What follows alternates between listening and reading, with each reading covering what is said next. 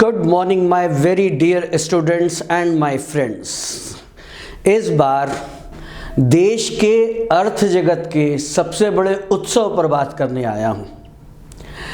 कल हमारी वित्त मंत्री ने बजट प्रस्तुत किया है जो साल भर तक भारत की अर्थव्यवस्था को दिशा दिखाएगा। बहुत सारी नई नीतियाँ, नए प्रयोजन, नए कार्यक्रम जिनके बारे में बात करने आए हैं। बजट थोड़ा टेक्निकल सब्जेक्ट भी है।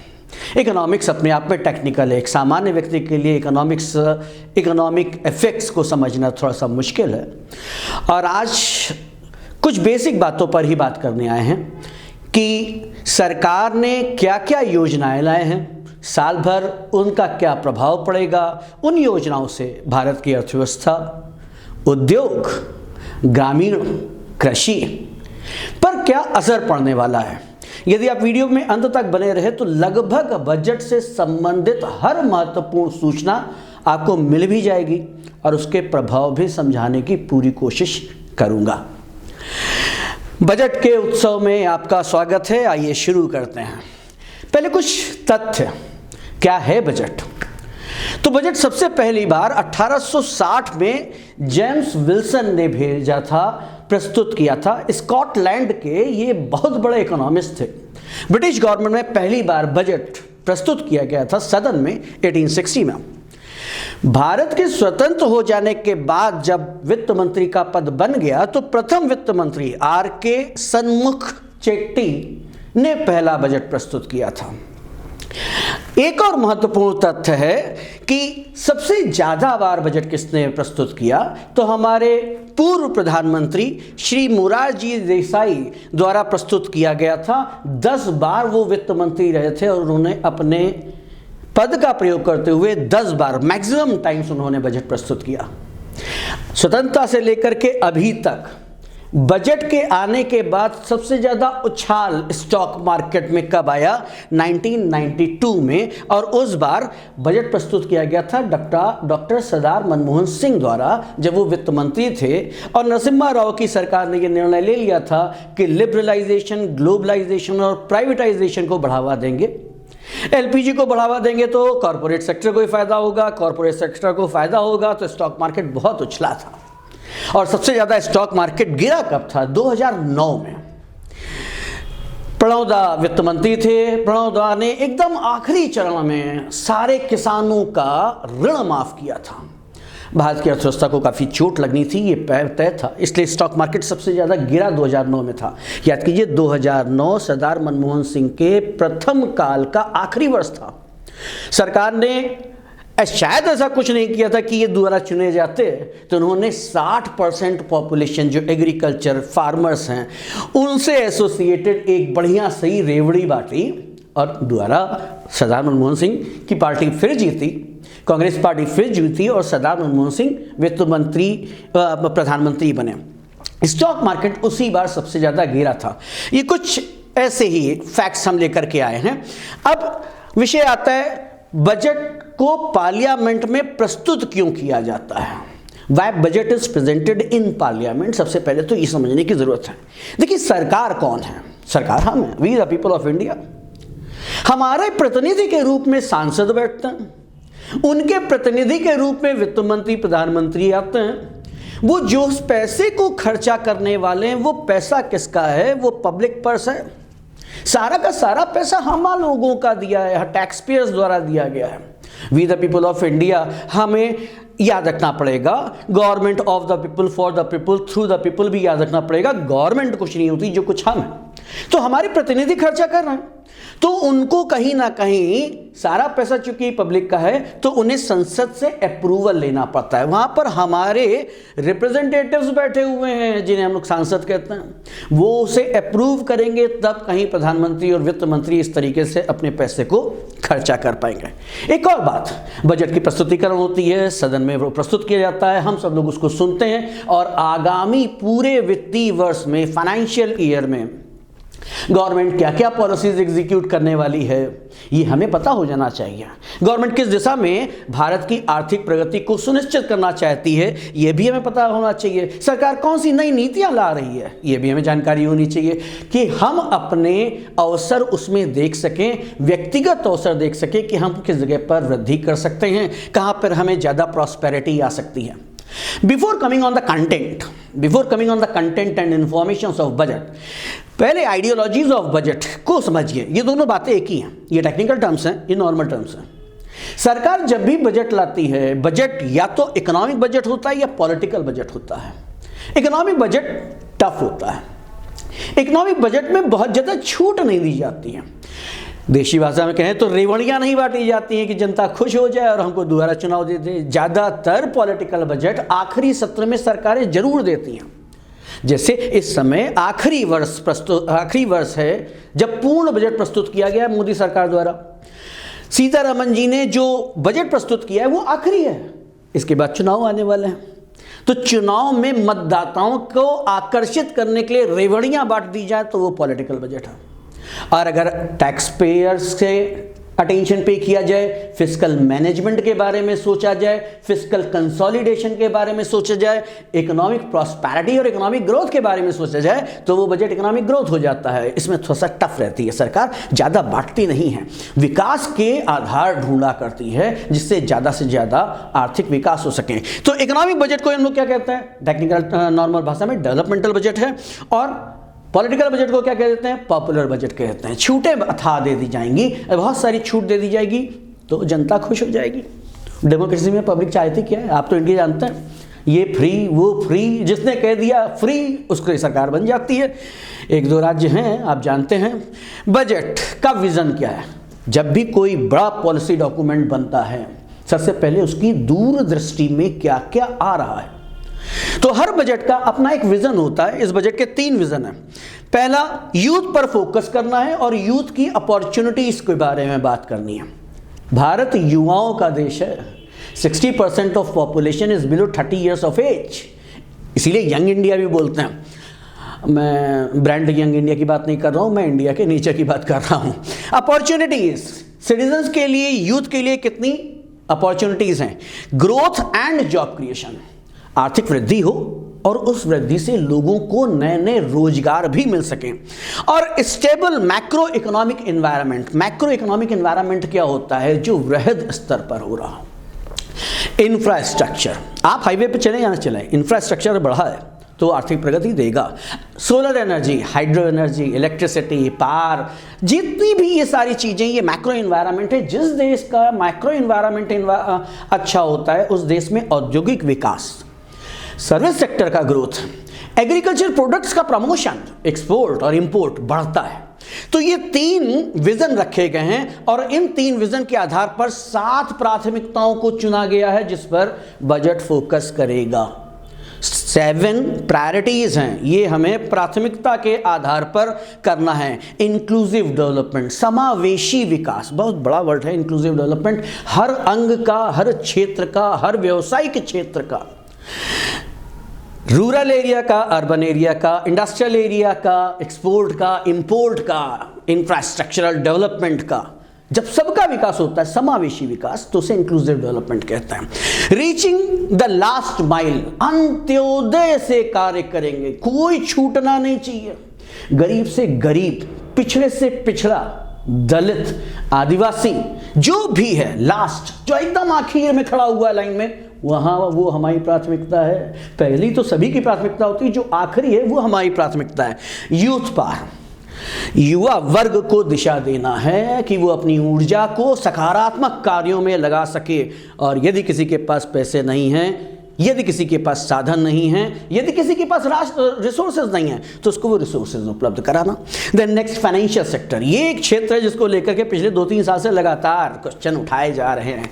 विजय माल्या भाग गए, नीरव मोदी भाग गए, ललित मोदी के साथ दिक्कत आ गई, दूसरी लोगों के साथ दिक्कत आ गई, फाइनेंशियल सेक्टर ये सब गवर्न कर करके भाग गए हैं। तो कहीं ना कहीं फाइनेंशियल सेक्टर में सुराख हैं जिससे ये ढेर सारा पैसा निकालते हैं और फिर निकल जाते हैं। फाइनेंशियल सेक्टर के कंसोलिडेशन पर बहुत काम किया गया है। ग्रीन ग्रोथ, ये सिर्फ कृषि नहीं है, पर्यावरण भी है। कृषि का विकास हो, कृषि उत्पादकों का विकास हो, कृषि उत्पादों का विकास हो, साथ ही साथ हमारा इन्वायरमेंट बहुत ज़्यादा जो खराब हो गया वैश्विक स्तर पर, उसको सुधारने के लिए प्रयास किया जाएगा। अनलीजिंग द पोटेंशियल, यदि किसी के पास जरा भी क्षमता है तो उसे वो प्लेटफॉर्म देना कि वो अपनी क्षमता का सही प्रयोग कर सके। Last, infrastructure and development, infrastructure and investment, आधारभूत ढांचा, coal, steel, power, energy, transportation, communication, ये 6 तत्व होते हैं इंफ्रास्ट्रक्चर के। इसको यदि आप किसी देश में बढ़ा देंगे तो वहाँ का औद्योगिकरण अपने आप बढ़ना शुरू हो जाता है। मैं एक एग्जांपल देता हूँ। यूएसए के प्रेसिडेंट रूजवेल्ट ने एक बार कहा था कि अमेरिका एक विकसित राष्ट्र है, इसलिए अमेरिका की सड़कें अच्छी नहीं हैं। अमेरिका की सड़कें अच्छी हैं इसलिए अमेरिका एक विकसित राष्ट्र है।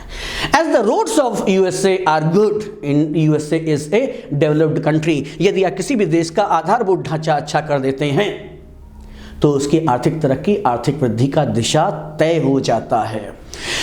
सबका साथ सबका विकास, ये स्लोगन हम लोग काफी दिन से सुन रहे हैं। इंक्लूसिव डेवलपमेंट के बारे में बात की जा रही है। अब एक सेक्टर के बारे में बात करेंगे, हेल्थ।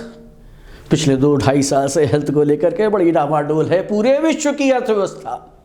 हर देश सफर किया है, लेकिन भारत ने इस पर पिछले 2 साल से लगातार फोकस किया है। कभी इतिहास में नहीं हुआ कि सारे भारतीयों को, जो कि अब लगभग 1 अरब 40 करोड़ के आसपास है, डबल डोज वैक्सीनेशन लग चुका है, वो भी साल भर के अंदर। एक 157 नर्सिंग कॉलेज को इस्टेब्लिश किया जाना है 157 nursing colleges. Sickle cell anaemia जो रोग है उसके लिए अलग से एक मिशन लॉन्च किया गया है जिससे कि इस बीमारी को ठीक किया जा सके। फार्मास्यूटिकल सेक्टर में रिसर्च को बढ़ाया जाएगा जिससे नई सस्ती जटिल बीमारियों की बेहद महंगी दवाइयों को सस्ते में किया जा सके। और पब्लिक प्राइवेट मेडिकल रिसर्च को प्रमोट किया जाएगा ICMR द्वारा, जिससे हम नए नए दवाओं को बना सकें। एजुकेशन एंड स्किलिंग, एजुकेशन है शिक्षा, स्किलिंग है योग्यता। स्टूडेंट्स ध्यान सुनिएगा, जो आप पढ़ रहे हैं उसे पढ़ रहे हैं, उससे स्किल डेवलपमेंट करना है, ये याद रखिएगा। इस गवर्नमेंट ने एजुकेशन और स्किलिंग दोनों के लिए काम करना शुरू किया है। District institute of education and training establish किए जाएंगे जिसमें सारे टीचर्स की ट्रेनिंग कराई जाएगी जिससे कि वो ज़्यादा से ज़्यादा योग्यता अपने छात्रों को प्रदान कर सके। नेशनल डिजिटल लाइब्रेरी, ये बहुत बड़ा एसेट है। कई बार ऐसा होता है कि किताबें ग्रामीण क्षेत्रों में उपलब्ध नहीं होती हैं अच्छे राइटर्स की। कई बार ऐसा होता है कि जो बच्चा पढ़ना चाहता है लेकिन वो इतनी महंगी किताब नहीं खरीद पा रहा है। सारी बुक्स का डिजिटलाइजेशन कर दिया जाएगा और जैसे आप लोग मोबाइल पर इस समय इंस्टा चलाते हैं वैसे अपनी बुक्स को यहीं मोबाइल पर डाउनलोड करके पढ़ लेंगे। पूरे इंडिया में pan India, I am talking about nation wide, books की कोई कमी नहीं होगी। जिस जगह से जिस राइटर की बुक पढ़ना चाहते हैं आप वो अवेलेबल हो जाएगी। और स्टेट को इनकरेज किया जा रहा है फिजिकल लाइब्रेरीज भी ठीक करने की, पंचायत और वार्ड लेवल पर, ग्रामीण स्तर पर जो उच्च प्राथमिक विद्यालय हैं, जो प्राथमिक विद्यालय हैं, नहीं आज किसी भी प्राथमिक विद्यालय में लाइब्रेरी नहीं है। बुक्स जरूर बांट दी जाती है सरकार द्वारा, लेकिन अगर वो कोई दूसरी बुक पढ़ना चाहता है तो विद्यालय में नहीं है। सबको प्रमोट किया जाएगा कि हर सेक्टर पर ज़्यादा से ज़्यादा लाइब्रेरी इस्टेब्लिश की जाए। फिजिकल, डिजिटल लाइब्रेरी भी अवेलेबल करा दी है और फिजिकल लाइब्रेरी भी अवेलेबल करा दी है। मुफ्त एजुकेशन तो चली रही है क्लास 8 तक। शिक्षित भारत, पढ़ेगा इंडिया तो बढ़ेगा इंडिया, स्लोगन और पॉलिसी कोरिलेट करते चलेगा। द बिग टेंट, बाकी सबके लिए छोटा छोटा क्या है। देखिए किस सेक्टर पर काम किया जाए, एकदम ग्रामीण स्तर पर 9 crore drinking water connections, 9 crore connection यानी 9 करोड़ परिवार इस बार जल के लिए 15-15, 18-18 किलोमीटर पैदल नहीं चलेंगे। भारत में क्षेत्र हैं ऐसे। कैश ट्रांसफर 2.2 लाख करोड़ रुपए का किया जाएगा फार्मर्स को। पीएम किसान करके योजना की जा रही है। वो किसान जो पैसे की कमी के कारण अपनी उपज को बढ़ा नहीं पाते हैं, 2.2 लाख करोड़, 5 जीरो इसके और 7 जीरो इसके, 2 बाद के बाद लगा दीजिएगा, 12 जीरो और लगने हैं।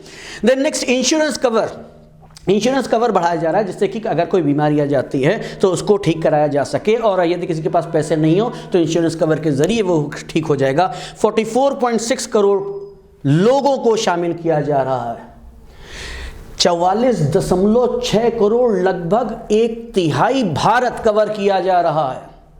ये बहुत बड़ा अचीवमेंट है, बहुत बड़ा वो है आपका टारगेट जिसको इन्होंने प्लान किया है। 11.7 करोड़ हाउस होल्ड के घर में टॉयलेट्स बना दिए जाएंगे। स्वच्छ भारत चला आ रहा है, मोदी जी इसको बराबर अपने कंधे पे उठाए चला रहे हैं, और अब तो तस्वीर थोड़ी बदलती दिखने भी लगी है, ग्रामीण स्तर पर भी, दूसरे स्तर पर भी। 9.6 करोड़ घरों में अब चूल्हा नहीं जलेगा इस साल के बाद। उज्ज्वला योजना के अंतर्गत उनको मुफ्त गैस सिलेंडर उपलब्ध कराया जाएगा। सिलेंडर मत गिनिएगा, परिवार गिनिएगा। 9.6 करोड़ परिवार फिर चूल्हे से हट कर के दूसरी जगह पे आ जाएंगे। 220 करोड़ कोविड वैक्सीनेशंस का टारगेट है और 102 करोड़ पर्सन्स को कंसीडर करा जाएगा। टारगेट किया गया कि इतना फिर कोविड पर हम बराबर बढ़ते रहेंगे। क्यों? क्योंकि अभी भी अमिताभ बच्चन आगे कहते हैं कोविड अभी गया नहीं है, कोविड से सावधान रहने की जरूरत है। सरकार सावधान है, आपको भी सावधान होना चाहिए। 47.8 crore PM Jan Dhan bank accounts खोले जाएंगे। जन धन बेहद गरीबों के लिए खुलता है, वो लोग जो बैंक का प्रयोग बहुत कम करते हैं। लेकिन सरकार ने जनधन खुलवाए क्यों हैं? जिससे कि डिजिटल पेमेंट किया जा सके और बीच में रिश्वत खाने वाले लोग बाग नहीं। पिछले 10 साल से मैं देख रहा हूँ, जब कोरोना में सरकारी विद्यालय बंद थे, मिड डे मील खाने के लिए कॉलेज नहीं आ सकते थे या स्कूल नहीं आ सकते थे, सीधे पैसा ट्रांसफ़र कर दिया जाता था छात्र के पिता के अकाउंट में। बीच कोई बिचौलिया नहीं जो उसमें से थोड़े से पैसे काट ले जाए। ट्रांसपेरेंसी है, डिजिटल गवर्नेंस होगी तभी करप्शन लेस गवर्नमेंट होगी। डिजिटलाइजेशन के अलग कार्य कर रहे हैं और ट्रांसफर के लिए अलग तरह से कार्य किया जा रहा है।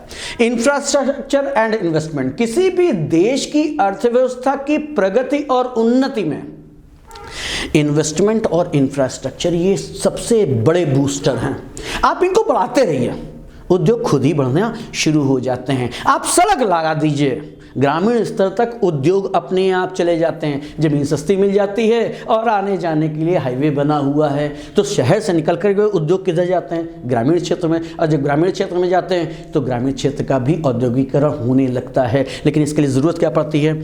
Infrastructure and investment. देखिए क्या क्या फ़र्क आया है। Increase capital investment 33.4% to 10 lakh crore, 33.4% से पिछले साल की तुलना में कैपिटल इन्वेस्टमेंट। सड़क बनेगा, पावर प्लांट बनेगा, हाईवेज बनेंगे, बांध बनेंगे, सोलर पैनल्स लगेंगे, सोलर एनर्जी पर काम होगा, हाइड्रो एनर्जी पर काम होगा। 10 लाख करोड़ रुपए खर्चा किए जा रहे हैं। 33.4% से ग्रोथ हो रही है। दूसरा, continuation of 50 years interest free loan to states. राज्य सरकारों को 50 साल तक का इंटरेस्ट फ्री लोन दिया जाएगा। लो पैसा, अपने देश में विकास कर, अपने राज्य में विकास करो। Higher ever capital outlay 2.4 lakh crore for railways. Railways के विकास के लिए 2.4 लाख करोड़। बीच में लाख को छोड़ मत दीजिएगा, 5 जीरो इसके और 7 जीरो इसके ऊपर लगा लीजिएगा। लिखते लिखते पेज छोटा पड़ जाएगा भाई साहब। खुशखबरी है, इस साल भारत में हाइड्रोजन रेल चलेगी। वंदे भारत चल चुका, सुपर ट्रेन के लिए, बुलेट ट्रेन के लिए प्रयास कर रहे हैं। इस साल हाइड्रोजन ट्रेन सपना था। विश्वास मानिए, अगर कोई 3-4 साल पहले मुझसे कह देता कि 2023 में हाइड्रोजन ट्रेन इंडिया में चलेगी तो मैं उस पर हंस देता, गरियाता अलग से। लेकिन अब तो घोषणा हो चुकी है, बजट में संसद में बजट प्रस्तुत हो चुका है। 100 ट्रांसपोर्ट इंफ्रास्ट्रक्चर प्रोजेक्ट्स डाले जा रहे हैं, पोर्ट्स के लिए, कोल के लिए, स्टील के लिए, फर्टिलाइजर सेक्टर्स के लिए। मैंने बताया था, coal, power, energy, communication, transportation. Then next, creating urban infrastructure. Tier 2 और टीयर 3 सिटीज पर शहरों का इंफ्रास्ट्रक्चर को इंप्रूव किया जाना है। Right, urban infrastructural development fund, ये एक फंड बनाया गया है, निधि, जिसमें जगह जगह से पैसा डाला जाएगा। अर्बन इंफ्रास्ट्रक्चर डेवलपमेंट फंड, और फिर इसके जरिए हम लोग शहरी टीयर 2 और टीयर 3 के जितने भी सिटीज हैं उनके डेवलपमेंट के लिए काम करेंगे। Reaching to the last mile, आखिरी वाले पर भी काम करना है, सबसे आखिर में जो खड़ा हुआ है। पीवीटीजी, प्रधानमंत्री डेवलपमेंट मिशन लॉन्च किया जाएगा, जिसमें उत्तर पूर्व यानी अरुणाचल प्रदेश, मिजोरम, मेघालय, त्रिपुरा, ये वाले राज्य, उन पर विकास किया जाएगा, उन पर सड़क निर्माण किया जाएगा। क्यों? क्योंकि पहली बात तो ये बहुत अशांत है, दूसरी बात दूसरे के देश से जुड़े हुए हैं, वहाँ तक आधारभूत ढांचा नहीं होता तो हमारी सेना जल्दी से पहुँच नहीं पाती, इसीलिए वो छोटे छोटे से प्रदेश थे। सड़क बना देंगे, सब अंदर हो जाएंगे और सेफ भी रहेंगे। सड़क होने से उनका डेवलपमेंट भी ज़्यादा होगा। टीचर्स रिक्रूट किए जाएंगे और 740 एकलव्य मॉडल रेजिडेंशियल स्कूल्स खोले जाएंगे सरकार द्वारा। ये बेसिक एजुकेशन के डेवलपमेंट के लिए बहुत बड़ा कदम है कि आप एक ही साल में 740 एकलव्य मॉडल रेजिडेंशियल स्कूल्स खोलने के लिए सोचते भी हैं और ये कर रहे हैं। भारत श्री लॉन्च किया जा रहा है। क्या किया जा रहा है इसमें? Digitalisation of ancient scripts. एक राजा विक्रमादित्य थे अतीत में, सनातन धर्म और धर्म के लिए वो प्रणेता थे, उन्होंने नव जीवन दिया था सनातन धर्म को। पुराने अभिलेख जो खो गए थे, मिट गए थे, विक्रमादित्य ने द्वारा लिखवाए थे, जिनको हम लोग आज पढ़ते हैं। एक नए आए हैं जो उसका डिजिटलाइजेशन करे दे रहे हैं। डिजिटलाइजेशन कर देंगे तो लेना देना ट्रांसफ़र करना कितना आसान हो जाएगा। जितने भी ग्रंथ हैं सबका डिजिटलाइजेशन किया जा रहा है भारत श्री योजना के अंतर्गत। इंफ्रास्ट्रक्चर और ये हो चुका है ना। ग्रीन ग्रोथ के बारे में बात करते हैं। ग्रीन ग्रोथ मैंने आपको पहले ही बता दिया था, ग्रीन ग्रोथ खाली कृषि विकास नहीं है, ग्रीन ग्रोथ एनवायरनमेंट को भी पोल्यूशन से मुक्त करना है। इसके अंतर्गत पहले पीएम प्रणाम योजना लॉन्च की गई है, जिसमें ऑल्टरनेटिव फर्टिलाइजर मीन्स को प्रमोशन दिया जाएगा। अभी कृषि के विकास के लिए हम यूरिया डालते हैं जो केमिकल से युक्त होती है। ऑर्गेनिक फार्मिंग पर ज़्यादा फोकस है गवर्नमेंट का। तो पहली पीएम प्रणाम योजना के अंतर्गत ऑल्टरनेटिव फर्टिलाइजर्स को ढूंढा जाएगा। ग्रीन क्रेडिट प्रोग्राम्स है जिसके अंतर्गत इनिशिएटिव्स लिए जा रहे हैं सस्टेनेबल एक्शंस के। किसानों को उनके किसान कार्ड के आधार पर ढेर सारा लोन मिल जाएगा।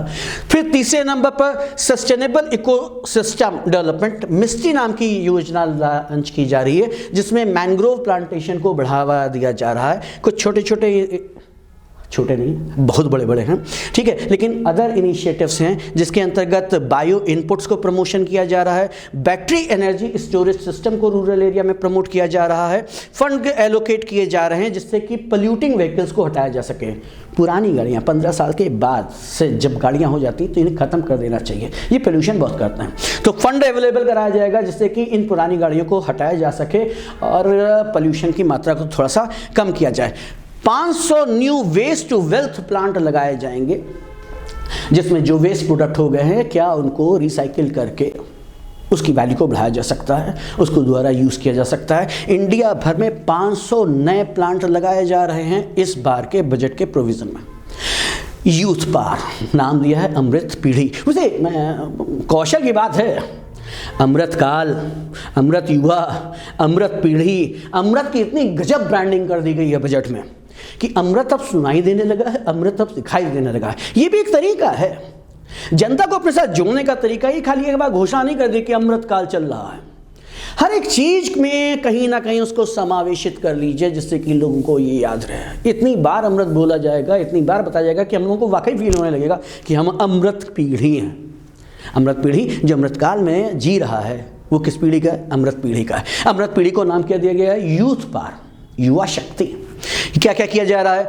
PMKVY 4 विल बी लॉन्च, प्रधानमंत्री कौशल विकास योजना। कौशल स्किल, नौकरी नहीं देंगे तुमको, स्किल देंगे, तुम स्वरोजगार को प्राप्त करो। न्यू कोर्सेज लॉन्च किए जाएंगे, इसमें कोडिंग है, आर्टिफिशियल इंटेलिजेंस है, रोबोटिक्स है, 3D प्रिंटिंग है। इसके अलावा टूरिज्म सेक्टर को बढ़ाने के लिए भी कार्य किया जा रहा है। 50 नए डेस्टिनेशंस को ढूंढा जाएगा, चिन्हित किया जाएगा जिससे लोकल और फॉरेन टूरिस्ट को लाया जा सके और इंडिया की टूरिज्म इनकम को बढ़ाया जा सके। स्टेट इनकरेज किए जाएंगे ODOP, 1 डिस्ट्रिक्ट 1 प्रोडक्ट को प्रमोट करने के लिए। आपके राज्य का कौन सा एक प्रोडक्ट है उसको तुम नेशनल लेवल पर, इंटरनेशनल लेवल पर प्रमोट करो, जिससे कि आपके स्टेट की आइडेंटिटी और उसके बेसिक परमानेंट फीचर को इकोनॉमिक रूप दिया जा सके। फिस्कल मैनेजमेंट, पहली बात फिस्कल क्या होता है? राजकोषीय पैसा सरकार के पास आता है, सरकार उसको खर्चा करती है। Receipts, payments. रिसीट बोल रहा हूँ, इनकम नहीं बोल रहा हूँ। रिसीट प्राप्तियाँ, पेमेंट भुगतान। ये प्राप्तियाँ इनकम भी हैं और कई बार बोरोइंग भी हैं। कई बार हम एसेट अपना बेच रहे हैं, उससे भी पैसा आ रहा है, that is receipt. Payment developmental खर्चे किए जा रहे हैं, वेलफेयरिस्टिक खर्चे किए जा रहे हैं, इंफ्रास्ट्रक्चर डेवलपमेंट के लिए खर्चा किया जा रहा है, डिफेंस के लिए खर्चा कर रहा है। ये पैसे के आना और जाना, इसे कहते हैं फिस्कल मैनेजमेंट। जब से हम स्वतंत्र हुए हैं तब से लेकर के आज तक हमेशा फिस्कल डेफिसिट रहा है। पैसा आया कम है, हमने उधार लिया है, खर्चा किया है। कारण ये है कि हम अल्पशिक्षित राष्ट्र थे। विकास को लेना है, विकास की दिशा में कार्य करना है तो ऋण लेना ही पड़ता है। गरीब गरीबी तो नहीं बना रहेगा, कहीं ना कहीं से पैसा लाएगा, फिर ई रिक्शा चलाएगा, फिर अपनी इनकम बनाएगा, उसके बाद EMI देगा, थोड़ी प्रॉफिट बचता जाएगा, एक और ई रिक्शा लाएगा। 50 साल का इंटरेस्ट फ्री लोन दिया जा रहा है स्टेट्स को, तो स्टेट्स को 50 साल की राहत मिल गई है अपने फिस्कल डेफिसिट को मैनेज करने के लिए। फिस्कल डेफिसिट का टारगेट सेट किया जा रहा है 3.5% of GSDP, gross domestic product, GSDP, gross state domestic product. एक राज्य सरकार का कितना फिस्कल डेफिसिट है, तो 3.5% तक अलाउ किया जा रहा है, राइट। और फिस्कल कंसोलिडेशन, देश में इस घाटे को लगातार कम करने का प्रयास किया जा रहा है। पिछले साल 6.5% था, अब की बार 5.9% रह गया है। टारगेट किया जा रहा है 2025-26 यानी 2 साल बाद इसको घटा करके 5.9% से घटा करके कितना कर दिया जाए, 4.5%। अगर हम घाटे को बराबर घटाते चले जाएंगे यानी कि हमारी वित्तीय स्थिति ज़्यादा मजबूत हो रही है। ये कॉमन सेंस है। अगर आप अपना उधार चुकाते जा रहे हैं, अगर आप अपने घाटे को घटाते जा रहे हैं तो आपकी आर्थिक प्रगति थोड़ी सी बढ़नी शुरू हो जाती है। टैक्स प्रपोजल्स, 3 तरीके के टैक्स प्रपोजल्स है। पहला, simplification of indirect taxation. Indirect taxation बहुत कॉम्प्लेक्स है, विश्वास मानिए, सिंघानिया की बुक पढ़ लीजिए, तबीयत खराब हो जाती है इनडायरेक्ट टैक्सेशन को पढ़ने के लिए चक्कर में। और अब पहले वैट, उसके बाद CGST, फिर SGST, और ये सारी चीज़ें टेक्निकल हैं, लेकिन इसका सिंप्लीफिकेशन किया गया है रादर। क्या होगा इससे? एक्सपोर्ट्स बढ़ जाएंगे। इनडायरेक्ट टैक्सेस में कौन होता है? Customs duty. कस्टम्स ड्यूटी का सिंप्लीफिकेशन कर देंगे तो जो छोटे छोटे उद्यमी हैं, जो टैक्स प्रोसेस को समझ नहीं पाते हैं, इसलिए एक्सपोर्ट नहीं करते, इंडिया में बेच रहे हैं, टैक्सेशन प्रोसेस को अगर आप सरल कर देंगे, कागज की कार्यवाही कम कर देंगे, तो ये भी एक्सपोर्ट करेंगे, क्योंकि कस्टम्स ड्यूटी चेंज कर दी है। हायर डोमेस्टिक मैन्युफैक्चरिंग सरल कर दिया है, तो कोई भी उद्यम लगाने में, उत्पाद बनाने में, प्रोडक्शन करने में आसानी उसको हो जाएगी। More value addition in the economy. अगर उत्पादन बढ़ेगा तो उत्पादन ही तो इकोनॉमी है।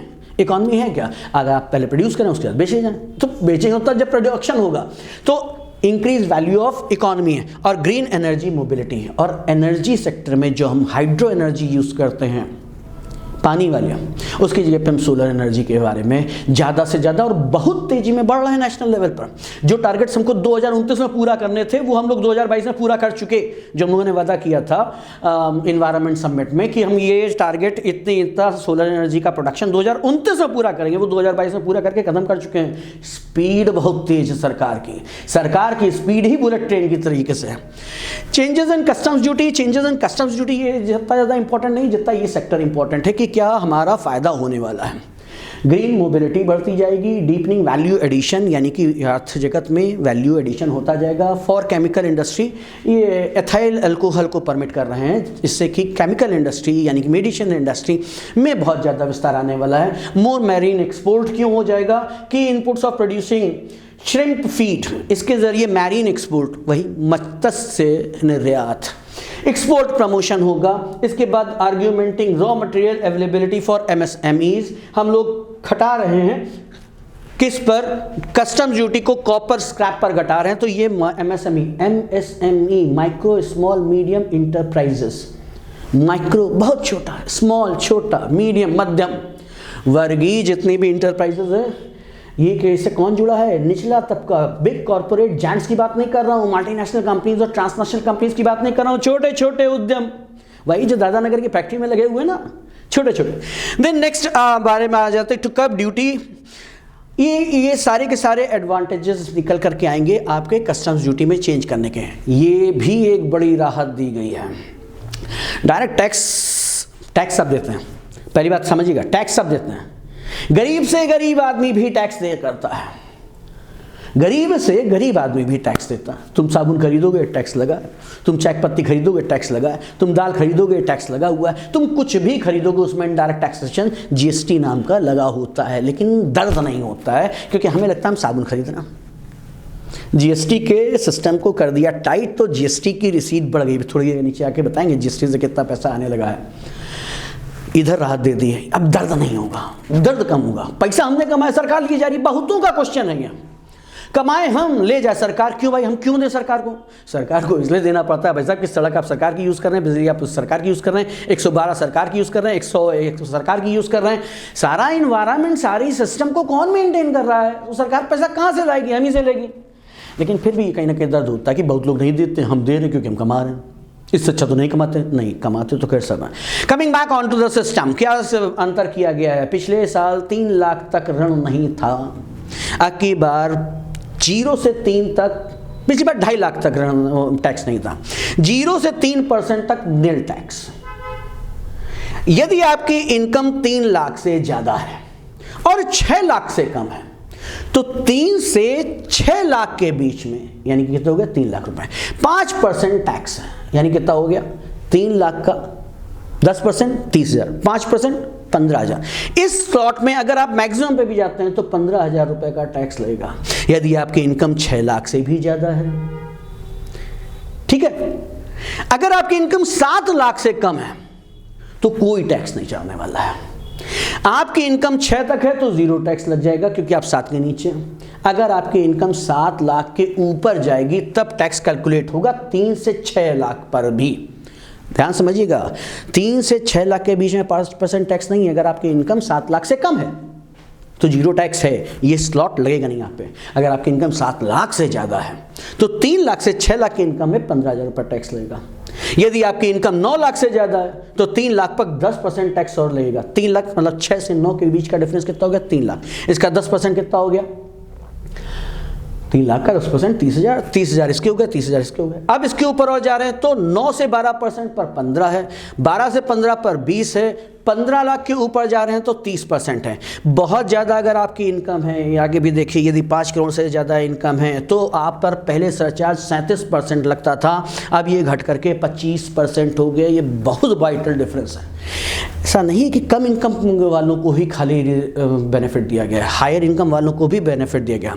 एक्सटेंडिव benefits of standard deduction to new tax regime to salaried class and pensioners. तो अभी तक की स्टैंडर्ड डिडक्शन जो मिलता था वो अभी भी कंटिन्यू रहेगा, इसको रोका नहीं जा रहा है।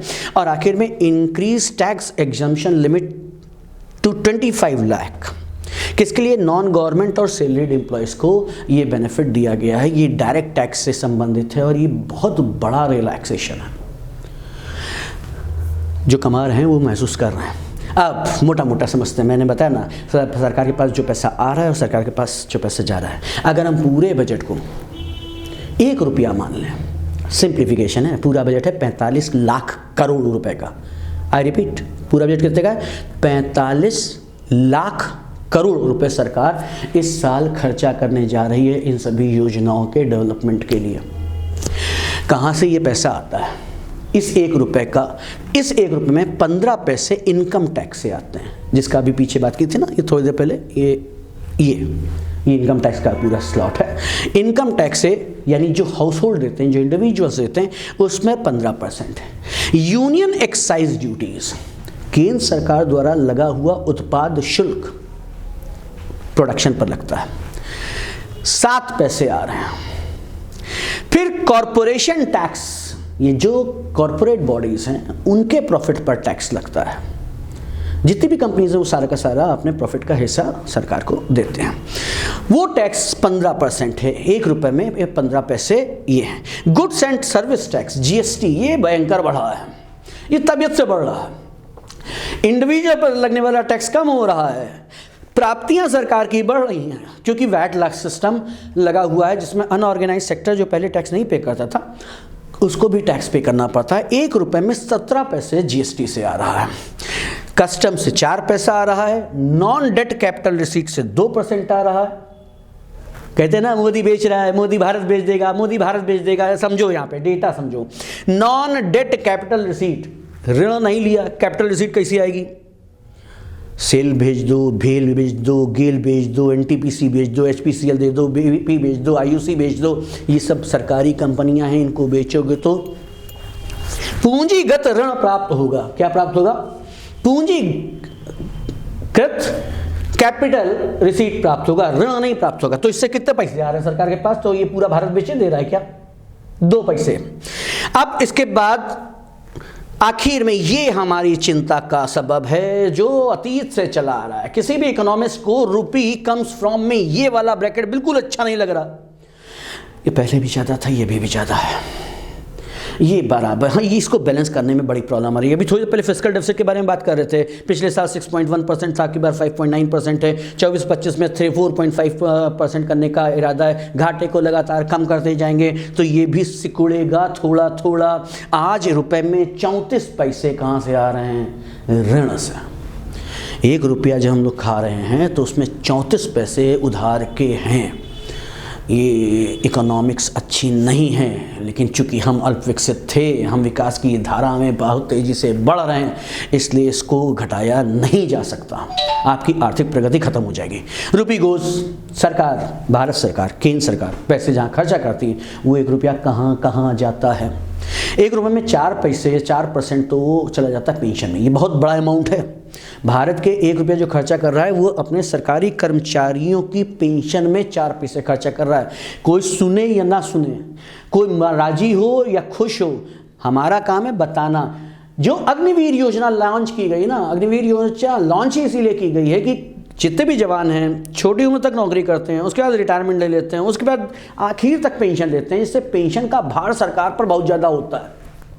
इन्होंने पूरे सिस्टम को चेंज कर दिया। इन्होंने कहा अग्निवीर युवा आएगा, 4 साल नौकरी करेगा, घर जाएगा, 4 साल के पैसे ले लेगा। हालांकि अग्निवीरों की सैलरी पर कोई टैक्स नहीं है, इस बार का मेंशन किया गया है। तो अग्निवीरों का डबल बेनिफिट हो गया, सैलरी भी मिलेगी, खाना भी मिलेगा, रहना भी मिलेगा। यानी खर्चा कुछ नहीं होना, हींग लगे ना फिटकरी, रंग चोखा का चोखा, सैलरी मिलेगी, रहना मिलेगा, खाना मिलेगा, ट्रेनिंग मिलेगी, टैक्स भी नहीं देना पड़ेगा। तो हकीकत में ये बुनांजा ऑफर है एक तरीके से। दूसरा होता है अदर एक्सपेंडिचर, सरकार जो दूसरे खर्चा करती है। State share on tax and duties, जो कलेक्शन किया गया टैक्स का, उस पर केंद्र सरकार राज्य सरकारों को पैसा वापस करती है। 18 पैसे राज्यों को चले जाएंगे। फाइनेंस कमीशन, वित्त आयोग एक होता है जो ये तय करता है कि केंद्र सरकार कितना कितना पैसा राज्य सरकारों को देगा। फाइनेंस कमीशन के रिकमेंडेशन पर केंद्र सरकार राज्य सरकारों को देती है। इन्हें finance commission and other transfers कहते हैं। कॉन्स्टिट्यूशनल बॉडी है, सरकार इसके साथ कोई मजाक नहीं कर सकती। इंडियन कॉन्स्टिट्यूशन में फाइनेंस कमीशन का 5 साल कार्यकाल होता है, हर बार आता है, रीडिंग करता है, कितने पैसे दिए जाने हैं उसकी रिकमेंडेशन देता है और ये सरकार पर बाइंडिंग होती है। सेंट्रल सेक्टर स्कीम्स, केंद्र सरकार के द्वारा जितने सेक्टर्स हैं उस पर 17 पैसे खर्चा हो रहे हैं। ये अगर कहीं चाइना और पाकिस्तान नहीं होते तो ये निश्चित रूप से कम होता। लेकिन इसमें इच्छा शक्ति देखिए, मोदी जी लगातार लगे पड़े, हमें अपने डिफेंस को मजबूत करना, हमें अपने डिफेंस को मजबूत करना, हमें अपने डिफेंस को बहुत बहुत बहुत मजबूत कर देना है। चाइना आके खड़ा रहता साल भर बॉर्डर के, दम नहीं पड़ती है, भागते हैं पीठ दिखा दिखा के। अब पाकिस्तान का तो खैर क्या बात करें, उस पर तो रिसेंटली एक और वीडियो बनाऊंगा। जो बुरे हालात हैं पाकिस्तान के, 2-4 दिन रुक जाइए, पाकिस्तान की इकॉनमी पर भी एक वीडियो बनाऊंगा। सब्सिडीज, आपका खर्चा जो केंद्र सरकार करती है, उपभोग आप करते हैं, पैसा खर्चा कौन करती? सरकार। सेंट्रली स्पॉन्सर्ड स्कीम, केंद्र सरकार द्वारा आयोजित जितने भी वेलफेयरिस्ट प्रोग्राम्स हैं उस पर 9 पैसा खर्चा किया जा रहा है और ब्याज दिए दे रहे हैं 20 पैसे। जो अतीत का ऋण है उसका ब्याज। सोचिए कोई सेक्टर ऐसा नहीं है जिसमें हम इतना पैसा खर्चा कर रहे हों। सबसे ज़्यादा कौन सा सेंट्रल सेक्टर स्कीम, वो भी 17 ही है। सबसे ज़्यादा 1 रुपये का हिस्सा काहे में जा रहा है? ब्याज का। ये हमारी पुरानी बीमारी है, कमा कितना रहे हैं ये नहीं पता, दवाएं कितने की खा रहे हैं, पुरानी बीमारी है, दवाई खानी पड़ेगी, 20% का ब्याज चला जा रहा है। अगर हम मिनिस्ट्रीज़ के हिसाब से देखें तो फिर वही बात है, सबसे ज़्यादा लूट किस पर पड़ रहा है? मिनिस्ट्री ऑफ डिफेंस पे। लाख करोड़ में ही है क्या ये जो लिखा है, वो किस में है? 7 जीरो इसके 5 जीरो इसके जोड़ते रहना। Ministry of defence 5.94%, ministry of road transportation and highways, सड़क national highway authority of India 2.7, ministry of railways, जानते हैं आप हाइड्रोजन ट्रेन देखेंगे इस साल भारत में, 2.41, मिनिस्ट्री ऑफ कंज्यूमर अफेयर्स उपभोक्ता 2.06, मिनिस्ट्री ऑफ होम अफेयर्स गृह मंत्रालय, अमित शाह वाले बाबा। 1.96%। Ministry of chemical and fertilizers, fertilizer, किसान, यूरिया, नीम कोटेड यूरिया।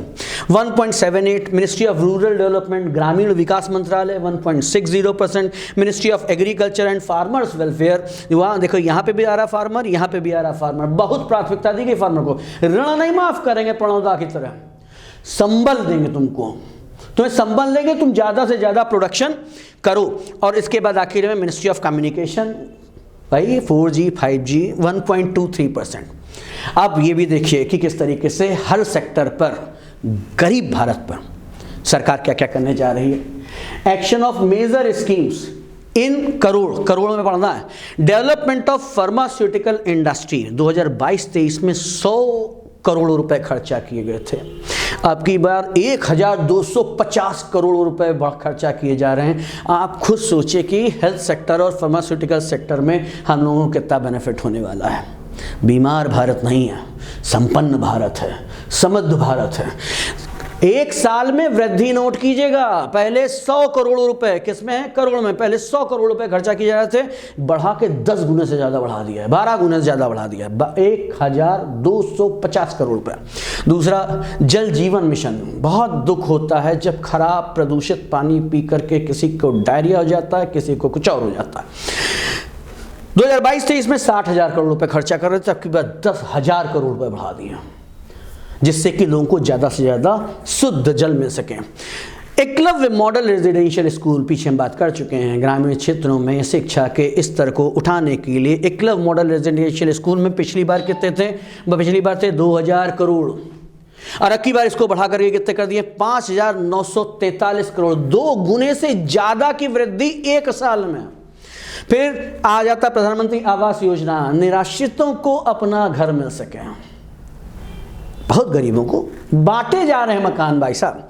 पिछली बार 48,000 करोड़ रुपए खर्चा किए गए थे, बढ़ा करके लगभग दुगने पे ला दिया, 79,590 करोड़ रुपीस। सोचिए कितने निराश्रितों को इस बार घर मिलने वाला है। एलोकेशन ऑफ मेजर स्कीम्स, वही क्या चल रहा है, scheme of faster adoption and manufacturing of electric vehicles, EVs, green India, pollution नहीं होगा, ईवी आएगी। पिछले साल खर्चा किया था 2,908 करोड़, बढ़ा करके दुगने से ज़्यादा कर दिया 5,172 करोड़। और इसी तरीके से नॉर्थ ईस्ट स्पेशल, पीछे तो हम बताया था आपको कि नॉर्थ ईस्ट में जो असम है, मिजोरम है, मेघालय है, त्रिपुरा है, उन सब के डेवलपमेंट के लिए पिछली बार 1,419 करोड़ खर्चा करा था। अब की बार इसमें भी 1,000 करोड़ रुपए की वृद्धि की गई है। ये बहुत बड़े स्टेट्स नहीं है, बहुत छोटे छोटे हैं, बहुत ही छोटे।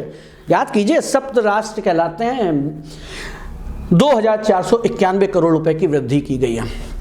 रिसीट्स लाख करोड़ में कंपैरिजन किया जा रहा है। रेवेन्यू रिसीट, एक वर्ष की आय, रेवेन्यू हर साल, वार्षिक हर साल आएगी।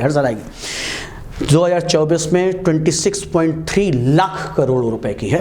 और कैपिटल रिसीट्स, पूंजीगत प्राप्तियां 18, देखो वही जितनी पिछली बार थी उतनी 2 साल में, इसमें कोई वृद्धि नहीं हो रही है।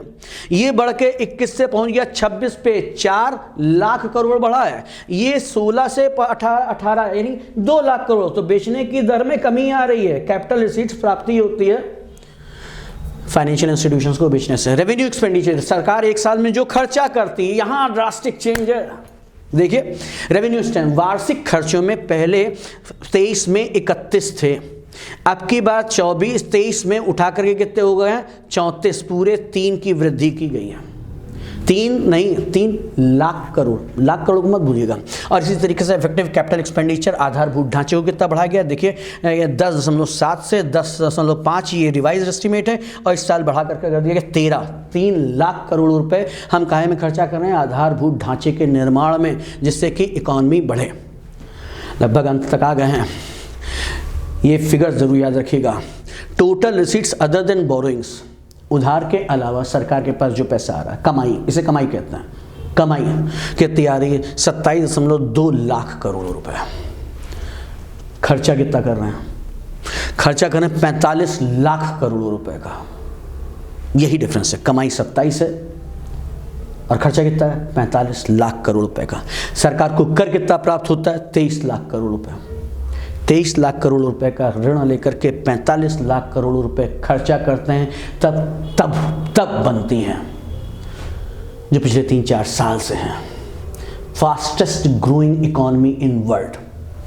ये गौरव किसी और को प्राप्त नहीं है। होंगे चाइना, होंगे रशिया, होंगे यूक्रेन, होंगे यूएसए, होंगे नाटो, होंगे यूरोप। विश्व की सबसे तेजी से बढ़ती अर्थव्यवस्था भारत, विश्व की 5वीं अर्थव्यवस्था भारत। और इंपॉर्टेंट बात समझते हैं क्या है? जो IMF के प्रोजेक्शंस हैं, अगले साल हमारी इकोनॉमी 6% से बढ़ेगी।